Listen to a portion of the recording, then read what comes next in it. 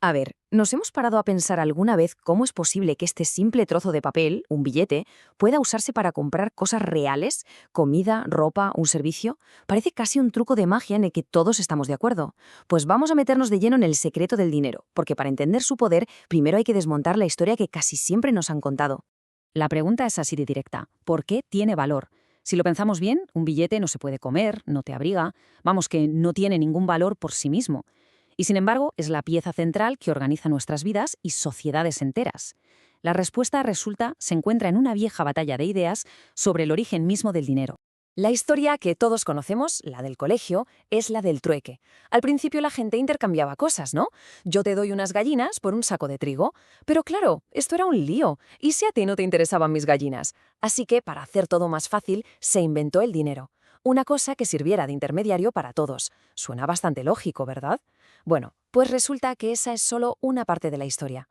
Y aquí es donde la cosa se pone de verdad interesante.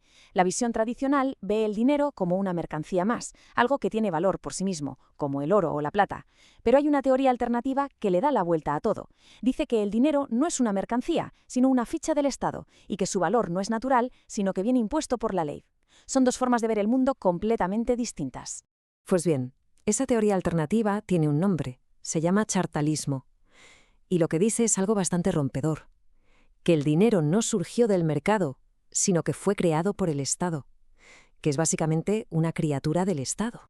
El nombre ya nos da una pista. Viene del latín charta, que significa ficha, ¿vale? Un documento oficial. Y esta es la clave de todo. El chartalismo lo que defiende es que el dinero, por encima de todo, es una creación de la ley. No es un metal valioso, es una ficha cuyo valor lo define una autoridad.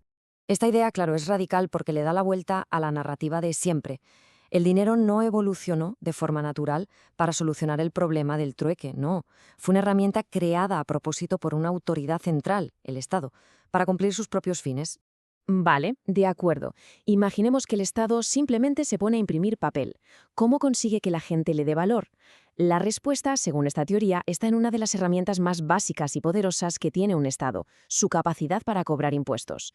Si el dinero de hoy no está respaldado por oro, ni por plata, ni por nada tangible, ¿qué es lo que le da valor?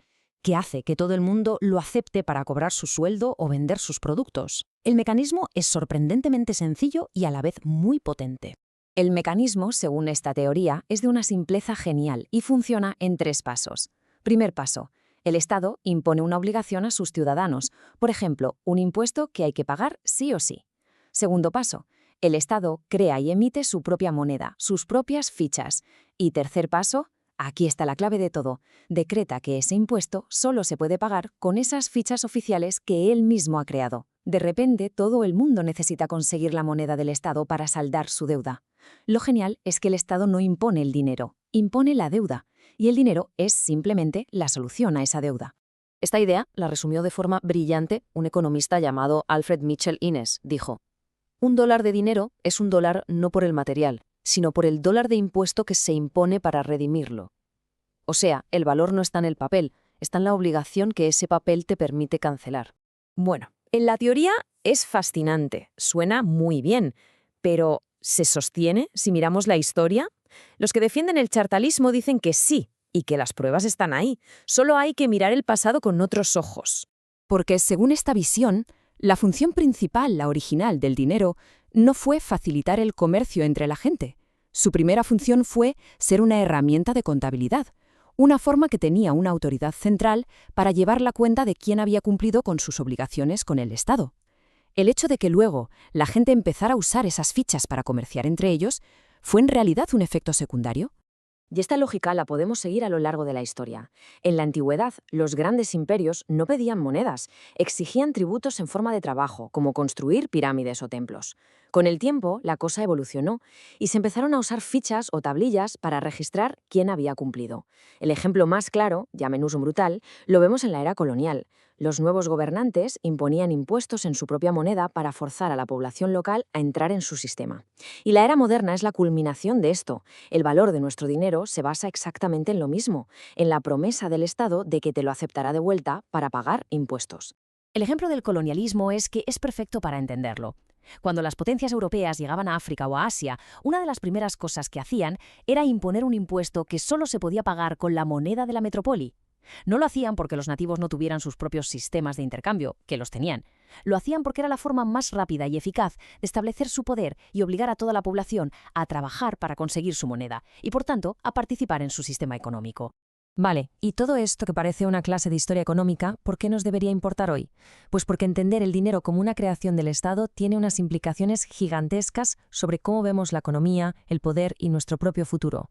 Las consecuencias de pensar así son enormes. Si esta teoría es correcta, significa que el dinero que usamos es, en el fondo, un pagaré del Estado. Su valor no viene del oro, sino de la confianza que tengamos en que ese Estado va a seguir existiendo y aceptando su propia moneda. El dinero, entonces, se convierte en una expresión pura de soberanía, inseparable del Estado. Y se puede empezar a ver como lo que quizá es, una institución social, casi como un bien público. Y aquí llegamos al presente más actual. Toda esta perspectiva, el chartalismo, es la base de lo que hoy se conoce como la teoría monetaria moderna, o TMM. Un marco económico que está ahora mismo en el centro de debates muy intensos en todo el mundo. Porque claro, si aceptamos que el Estado crea y controla el dinero a través de su poder para exigir impuestos, la conclusión es muy potente. Significa que la economía deja de ser algo parecido a una fuerza de la naturaleza, como el clima, algo que simplemente pasa y a lo que nos tenemos que adaptar. No, se convierte en una herramienta poderosísima que se puede dirigir para conseguir los objetivos sociales que una comunidad, a través de su Estado, decida que quiere perseguir, ya sea el pleno empleo, una transición ecológica o una sanidad universal. Y esto nos deja con una pregunta final, que ya no es una pregunta económica, sino profundamente política. Si el dinero es una herramienta del Estado, una especie de tecnología social, ¿quién decide cuál es su propósito? ¿Quién decide para qué se usa esa herramienta?